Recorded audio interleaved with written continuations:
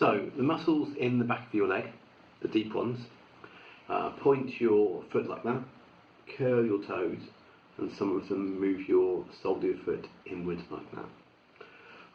The superficial ones do that as well, but they also move your knee. So the ones we're thinking about, the ones that are quite deep inside, it doesn't matter where your knee is, because it's all about where your ankle and toes are.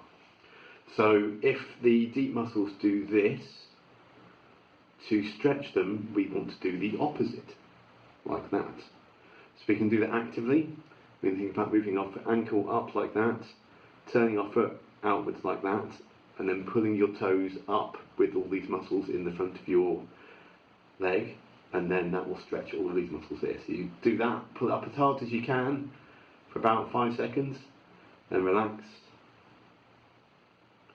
Then you do it again, pull your ankle up, turn your ankle out, lift up your toes, hold it for 5, 4, 3, 2, 1, and relax. Repeat that a few times. You should feel the stretch coming on inside here. If you feel anything cramping, if you feel it gets worse, don't do that. And sometimes we haven't got control in the muscles in the front of our leg here to do that. So there's a way of doing it that's a passive way of doing it, which is why I have the towel here.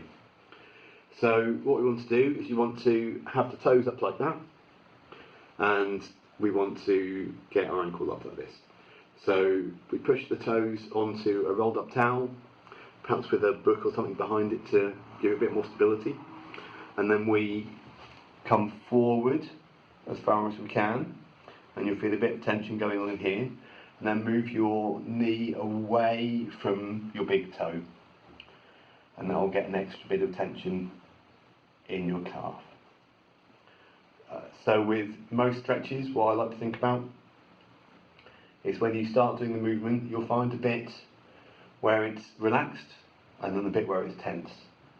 So if you try and find the biting point of that, so for me it's about there, feel that tension, and then see if you can actively release that tension without moving your leg or your body. So hold it for like 30 seconds to a minute, trying to change the sensation in your leg without moving, which is really difficult. So when you first start doing it, move into the movement till you feel the stretch, wait there for 30 seconds to a minute, trying to change that sensation. If you can change it, go a little bit further. If you can't, stop, go about your day, come back to it again. So there's 2 approaches to getting at the muscles that are deep in your calf. Give it a go.